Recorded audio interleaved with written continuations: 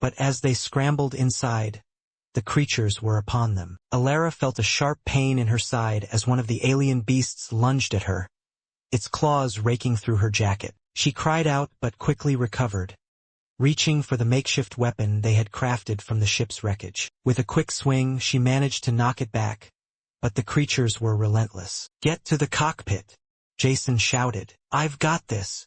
With a final push, the ship's engines roared to life. The propulsion system whined as it powered up, the roar of the engines drowning out the sounds of the creatures closing in. But the danger wasn't over. They still had to get off the ground. With every ounce of strength left in her, Elara jumped into the pilot's seat, her fingers flying over the controls. The ship lurched forward, lifting off the ground just as the first wave of aliens reached them. "We're going up," Elara shouted. "Hold on."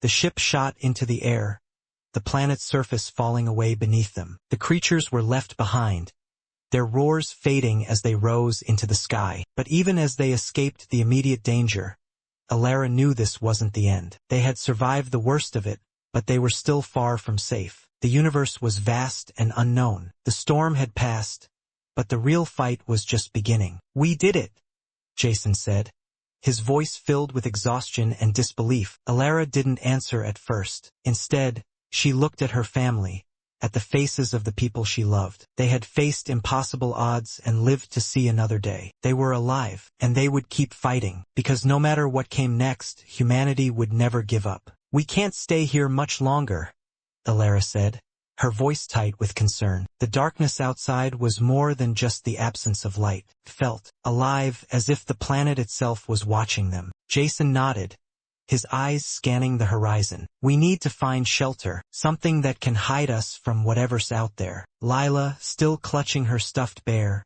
looked up at her father. "But what if it finds us?" "We'll make sure it doesn't," Jason reassured her, though his voice lacked the certainty he wanted to project. The sounds of something large moving in the distance echoed through the still night air. They had been stranded for days. Food supplies were low, and the ship's power core was fried. Their only chance for survival was to venture into the unknown, to find a way to communicate with Earth or another ship. But each step away from the wreckage felt like a step deeper into danger. Just then, they heard something, a rustling in the distance. It wasn't the usual sounds of the wild creatures they had been hearing. This was different. The footsteps were too deliberate, too calculated. A figure emerged from the shadows, cloaked in dark fabric that shimmered faintly in the day. Elara felt the weight of the choice settle heavily on her shoulders. It wasn't just a question of trust. It was a matter of survival. They had no way of knowing if the stranger was an ally or a threat, but they couldn't afford to waste time. The planet was ruthless, and they had no other options. "How do we know you're human?" Ben asked, his voice small but filled with curiosity. He had been quiet, taking in the situation with wide eyes. The stranger smiled, just a little as though amused. "Because I am. I've survived because I know how to adapt, just like you will. Now, if you want to get off this planet, I suggest you listen. I know where to find food, shelter, and a way to get in contact with your people if they're still out there." Jason exchanged a glance with Elara. She could see the hesitation in his eyes, but he was right. They couldn't afford to be suspicious forever. "Not here. Not now." "Okay," Elara said, her voice steady but filled with uncertainty. "We'll listen, but if you betray us, we'll make sure you regret it." The stranger nodded, a spark of understanding passing between them. "I've been alone for too long. I won't betray you, but I will get you through this." As they followed the stranger deeper into the planet's dark, alien terrain, Elara couldn't help but feel a flicker of hope. They had been given a chance, but she knew better than to trust too easily. Whatever the stranger's intentions were,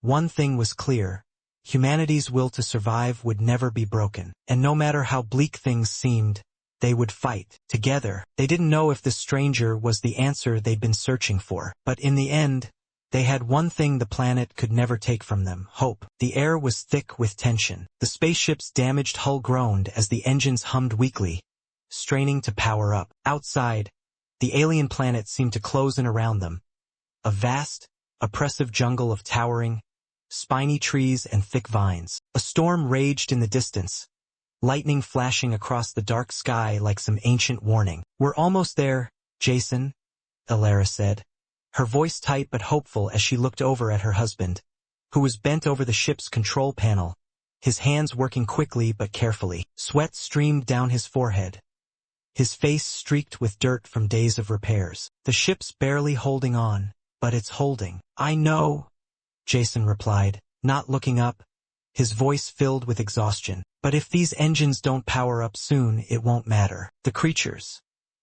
He stopped himself, fighting back the fear that threatened to break through. They're getting closer. We don't have much time. Lila and Ben were standing by the entrance, their faces pale and tense. Lila's eyes were wide, still clutching her stuffed bear like a lifeline. Ben was watching the outside through a cracked window, his brow furrowed with worry. Elara couldn't stop the fear from tightening her chest when she saw how much they had aged in just a few days. Mom, are we gonna make it?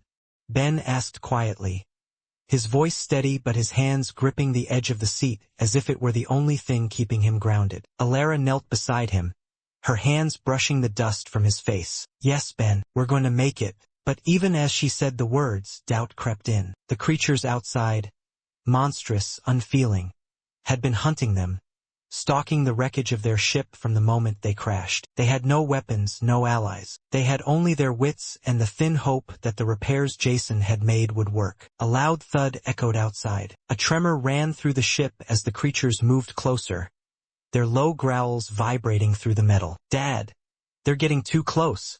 Lila's voice cracked. Jason stood, wiping his hands on his pants, and then turned to Elara. We can't wait any longer. The ship has to be ready now. Elara nodded, taking a deep breath. Get in your seats. We're gonna take off no matter what. She wasn't sure if it was the storm or the creatures that terrified her more, but there was no choice. They had to leave now. With shaky hands, Elara slid into the pilot's seat. The ship's dashboard lit up weakly, barely functional, but it was enough. She fired up the thrusters, feeling the familiar rumble as the engines sputtered to life. Jason secured the hatch and sat beside her, looking out into the dense alien jungle. The sky darkened with the storm, the first raindrops hitting the ship's windshield with a soft tap. We're flying blind here, Jason said, his voice steady but laced with fear. But we have no choice. A massive shadow passed by the window, a creature twice their size, its glowing eyes fixed on them. The rumbling sounds of its footsteps vibrated through the ship. They're right outside,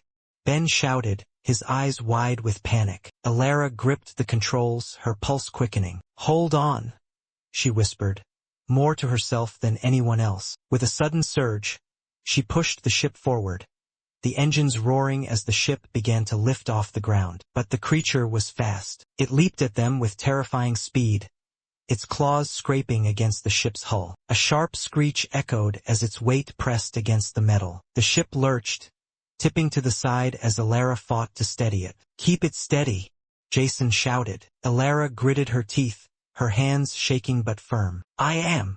With one final push, the ship broke free, flying high into the night sky. Below them, the creature's roars faded into the distance as the jungle shrank into a blur. Elara dared a glance back at the wreckage.